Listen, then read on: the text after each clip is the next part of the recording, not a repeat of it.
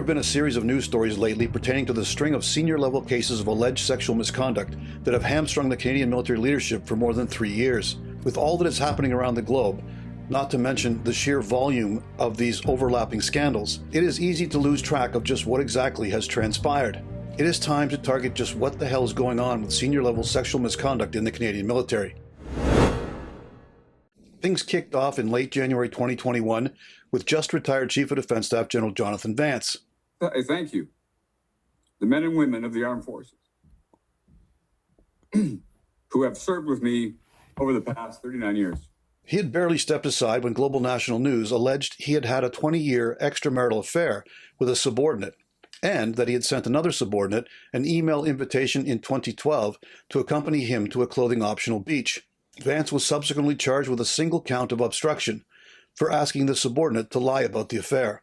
In March 2022, the former CDS pled guilty and was given a conditional discharge with 80 hours of community service and 12 months probation.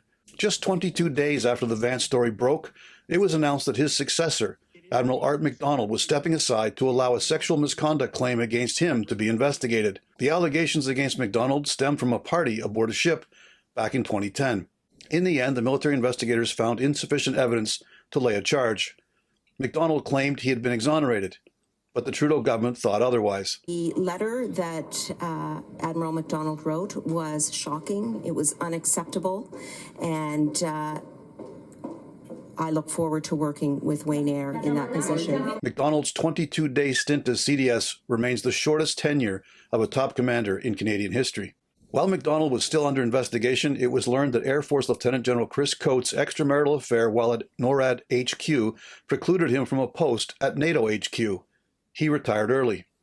Then came the shocking allegation that Chief of Military Personnel, Vice Admiral Hayden Edmondson, had committed sexual assault against a female shipmate in 1991.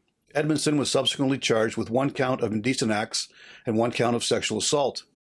The trial was originally set for August 2023, but has since been delayed. Edmondson remains awaiting trial. He has pleaded not guilty to the charges. Next in the spotlight was Major General Danny Fortin. At the time of his suspension from duty, Fortin was the face of the federal government vaccine rollout. The allegation against Fortin dated back to 1989, when he was a cadet at military college. Fortin was charged with 1 count of sexual assault. He was recently acquitted of that charge by the Quebec Superior Court. This is one important step in an ongoing process to prove my innocence and recover my reputation. He subsequently brought a lawsuit against 16 senior military and government officials for the manner in which he was publicly removed from his post. On October 12th, it was announced that the government had settled out of court with Fortin for an undisclosed sum of money. Then there was the case of Major General Pete Daw being sent on paid leave. This was due to a public backlash over Daw writing a character reference for an officer who was convicted of sexually assaulting a fellow officer's wife. Daw has since been quietly brought back on active duty. Vice Chief of Defence Staff Lieutenant General Mike Rouleau took early retirement after it was learned he played a round of golf with General Vance while the former CDS was still under investigation. It shows very poor judgment and sends entirely the wrong message to the whole country. Vice Admiral Craig Baines also played in that same round of golf, but he made a public apology and agreed to counseling, thus retaining command of the Royal Canadian Navy. Baines has since retired. The next 2 incidents came in rapid succession, with Lieutenant General Trevor Cadieux and Lieutenant General Steve Whalen. Cadieux was set to take command of the Canadian Army, and Whalen had briefly replaced the suspended Edmondson as Chief of Military Personnel. Both of their cases recently concluded, with the military dropping the charges in Whalen's court-martial and a civilian judge staying the charges against Cadieux due to the length of time it took the prosecutors to bring their case to court.